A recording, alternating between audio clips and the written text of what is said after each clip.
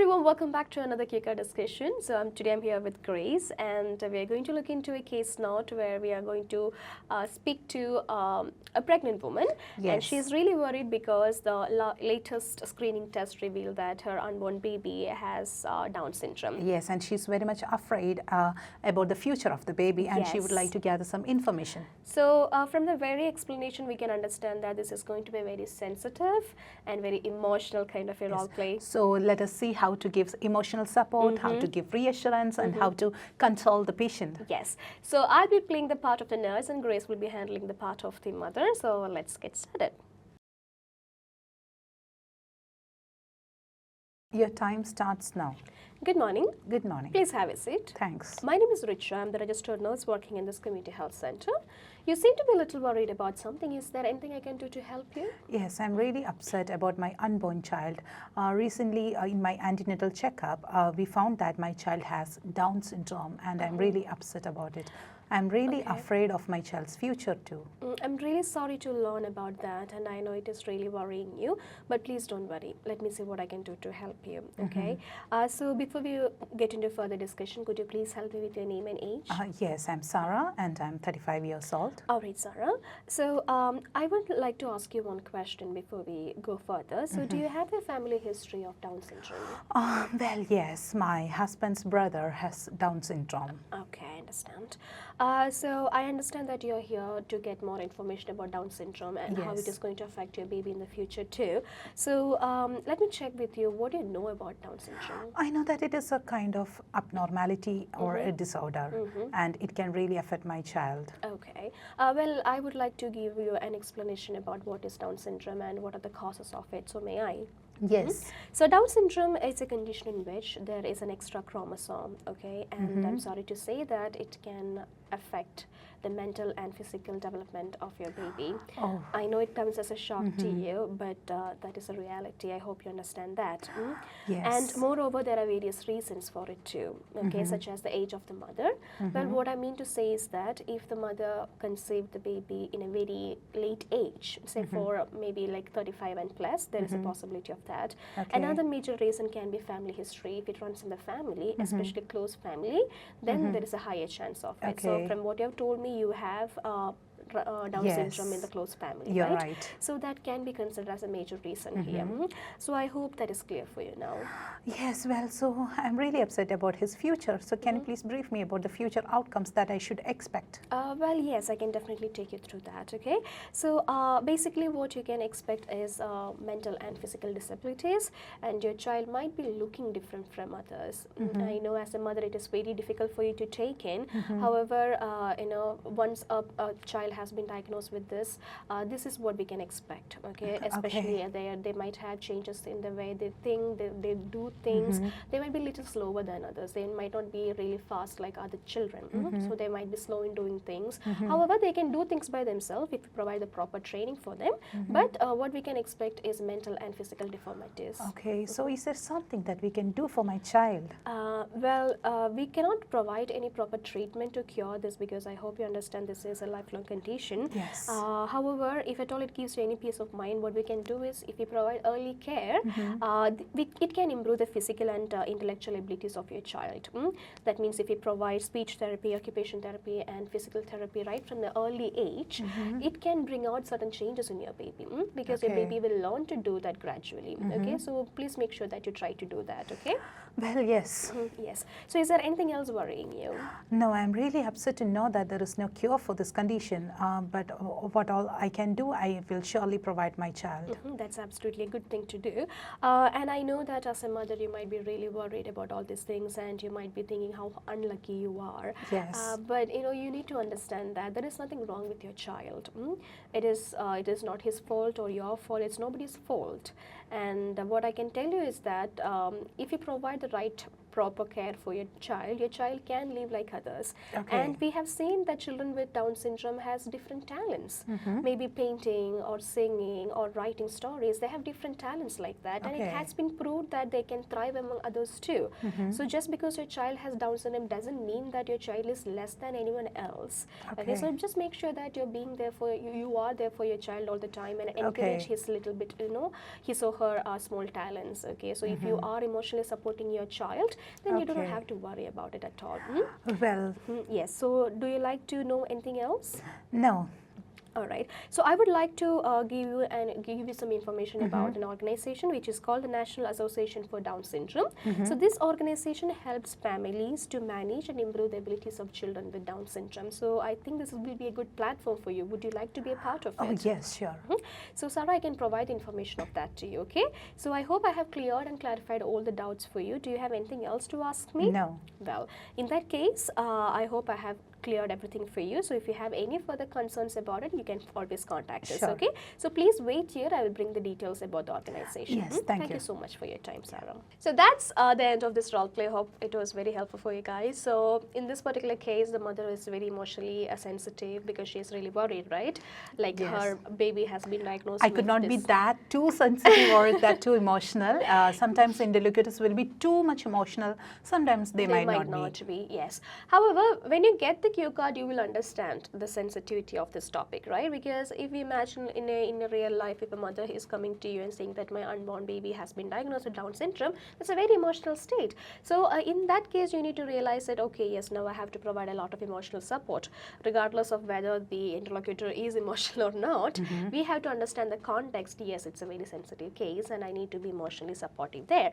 So in this particular cue card, while we were doing it, we have made sure that a lot of emotional support was provided for the mother, and we explained everything in a very polite manner because she already know that there is a bad news. Yes. And we are providing more bad news to her. So however, we have to tell her that too because it's a fact.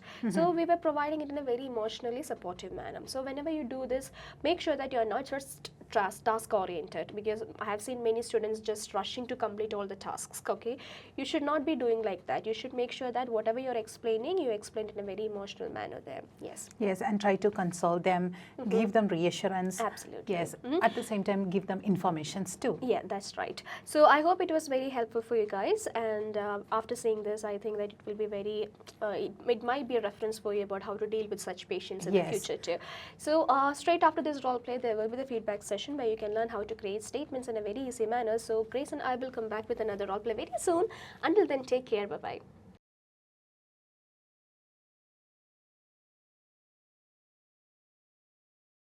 Hello everyone, welcome to the feedback session where we're going to learn how to create sentences in a very easy way.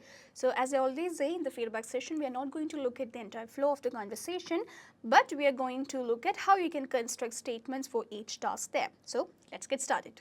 So this is a cue card. The setting is a community health center and we have the background information which is given here. So let's have a look at it. You're talking to a 32-year-old pregnant woman who is very upset as her screening test revealed Down syndrome for her unborn baby. She is so depressed, her brother-in-law has Down syndrome. She has approached you to know more about it and how to deal with the situation. And your first task is address her concerns and consult the mother. So this is the overview that we have. Okay, so let's see how we can do each task or construct statements for each of it. So let's have a look at task number 1, address her concerns and consult the mother. So I'm going to start like this. Good morning, I am Ms. Caroline, one of the registered nurses. How can I help you? So she will tell you the reason for the visit. So based on that, I'm going to emotionally support her. So I'm going to use a statement like this. I can only imagine how difficult it is for you. Please be relaxed. So that's a good empathy statement that you can use in this situation. Moving on to task number 2. Gather relevant information, family history, politely explain Down syndrome, extra chromosome affects mental and physical development, explain the possible causes, age, family history. So we have 3 segments here. The first segment is where we have to gather the relevant information. Then we have to explain what is Down syndrome, and then we have to also explain the possible causes. So let's see how you can construct statements. The first one is family history. So this is how you can develop a statement. I understand you are here to know more about Down syndrome. In order to help you in a better way, I need to collect some information from you. So may I ask you some questions? So this is the signposting statement that I have used before the information gathering process, and you have to do that in your role play too in order to have a clear-cut clarity or to have a proper identity for your conversation, it is very important that you signpost whenever there is a shift in the topic. So the previous conversation was where you were emotionally supporting the patient, and now we are going to start get information from the patient. So you have to tell the patient, now I'm going to ask you some questions. So this is the statement that I have used by saying, I understand you're here to know more about Down syndrome, because that is why the patient is there. So I said that, and I'm connecting it with the signposting statement by saying, in order to help you with it, I need to ask you some questions. And we are taking the permission too. So that is a good signposting statement that you can use here. Try to connect your conversations with the previous conversation to have a continuity in your speaking, okay? So now let's ask a question about the family history. Do you have a family history of Down syndrome? Simple as that. So then she will tell about the brother-in-law, okay? The next one is we are going to politely explain Down syndrome, what it is, and the things given here, okay? So this is how I have chosen to explain it. Well, Down syndrome is a condition in which a person has an extra chromosome. These chromosomes are packages of genes which determine the baby's body forms and functions. So that is an extra point that I have added from the knowledge I have about Down syndrome. So if you do know something about the topic that you're discussing in the role play, do it. You just have to make sure that it is correct and you're just not just making it up. Okay, so here is an extra information that I know about Down syndrome. Then you're going to explain about this point affects mental and physical development. You can say, I'm sorry to say that it can affect the mental and physical development of the baby. And then moving on to the possible causes. There are various causes such as age of the mother or family history can lead to Down syndrome. So that is how you can explain that point. Then you're going to end that particular task by saying one more statement. You can say something like this. I know it is very hard for you to take in. If you have further queries, please feel free to ask me. So the reason why I used a statement like this is because previously I gave out a lot of sad news. I didn't tell anything that is pleasing. The information that we provided to the bystander or the patient here is not a very pleasant one, and it is not very pleasing to the ears as well. So you know that you gave out a very bad information or a very sad information, so do not stop with the information. You just have to associate it with something good or something hopeful, like a reassuring statement or something like that, so that the intensity of or the severity of the bad information or the negative information you have told the patient can be to an extent controlled. So make sure that you always use any acknowledgement statement or any reassuring statement straight after you have given a negative news. So that is what I have done here. And then I have also used a different statement here. Instead of repeatedly asking the patient, do you have any other concerns or do you have any other questions? So these are the two types of questions that I always hear when the students are doing the OET speaking. So what you can do is you can try to restructure it into something different but conveying the same meaning. So this particular statement that I have used here is a little more different and it is also good. So you can use something like this. If you have further queries, please feel free to ask me. Okay, so that is how you can finish task number 2. Moving on to task number 3. Explain the possible future outcomes. Mental and physical seems different from others. So let's see how we can create statement for this task. You can create it like this. The possible future outcomes of Down syndrome are mental and physical deformities. People with Down syndrome seem different from others. So this is the exact way or this is the exact structure that you can see here in the task. So what I have done is I have followed the same structure there and I have just used different words or the sentences to be a little more different. So what you can do is you can just look at the keywords, pick it out and try to connect your frame a statement, okay? So you have to use an acknowledgement statement right before the statement and also reassuring statement right after this. You can see that in the demonstration of the video or the role play that I have shown before this.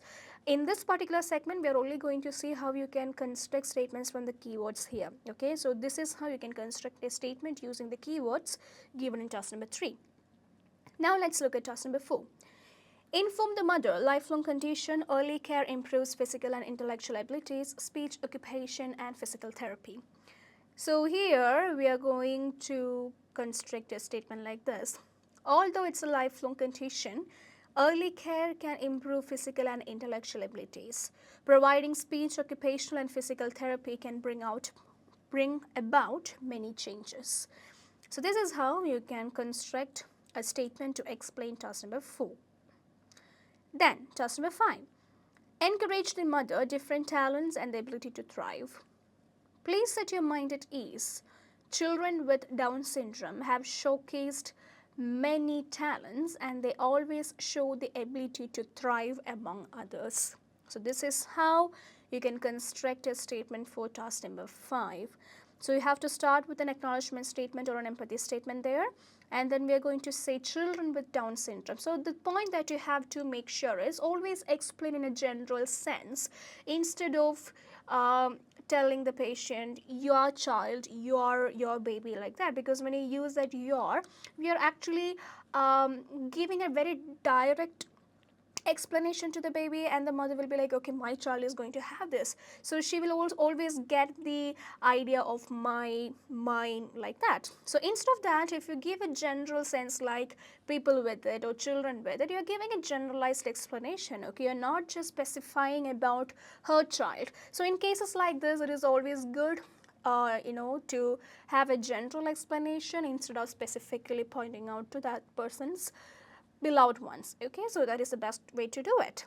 So that is how you can do task number 5. Moving on to the last task.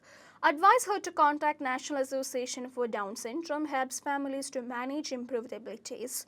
So this is how I have changed it to a sentence. I strongly recommend you to contact National Association for Down Syndrome, which helps families who struggle to manage and improve the abilities of children with Down syndrome. Okay, so if you have noticed, this sentence and this sentence are quite similar. I have just rearranged it by using certain synonyms and some other additions too.